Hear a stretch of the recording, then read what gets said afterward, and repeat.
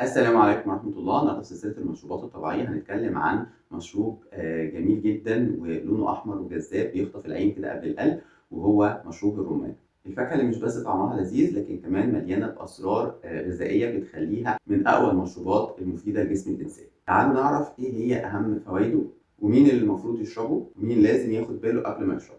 لما نيجي نتكلم عن فوائد مشروب الرمان، أول حاجة مشروب الرمان بيعتبر صديق القلب الأول لأنه غني بمضادات الأكسدة اللي بتقلل الكوليسترول الضار. تاني حاجة كمان بيساعد على تقوية المناعة لأنه بيحتوي على فيتامين سي ومجموعة كبيرة من المعادن اللي بتخلي الجسم يقاوم الأمراض. تالت حاجة للناس اللي مهتمة بالبشرة، فالرمان هيكون اختيار ممتاز لأنه بيساعد في تجديد خلايا الجلد ومكافحة التجاعيد، وده بفضل مضادات الأكسدة القوية اللي فيه.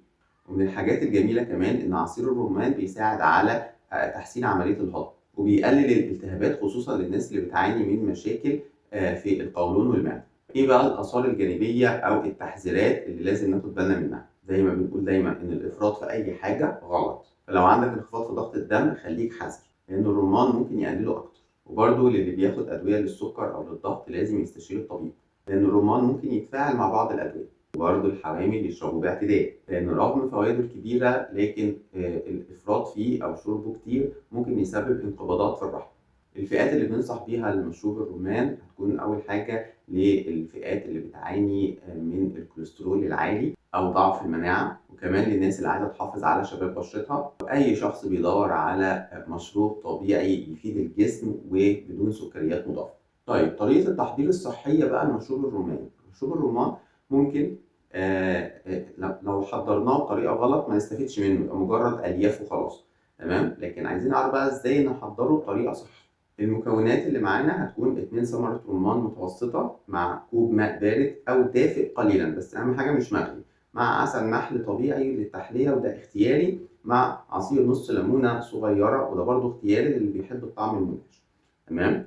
أول حاجة هنحضر بقى ازاي الطريقة. بنقشر الرمان بحرص، افصل الحبوب الحمراء من القشرة البيضاء المرة، وده مهم جدا انك تتجنب الجزء الابيض لانه بيأثر على الطعم وبيقلل الفايدة.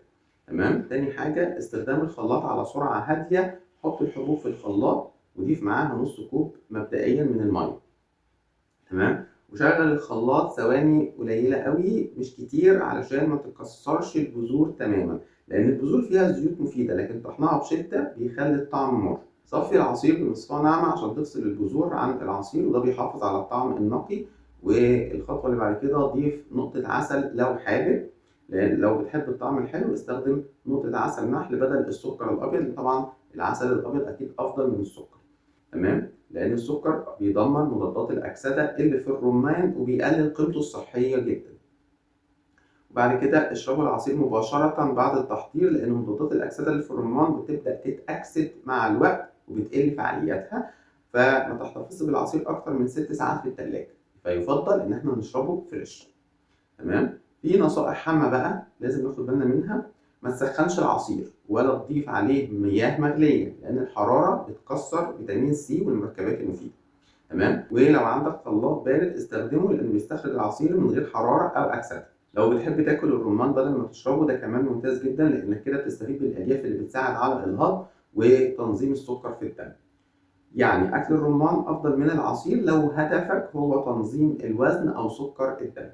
في النهاية حابب أقول لكم إن الرمان مش بس فاكهة لذيذة، ده دواء رباني طبيعي، بس زي أي حاجة مفيدة لازم نشربها باعتدال عشان نستفيد بيها.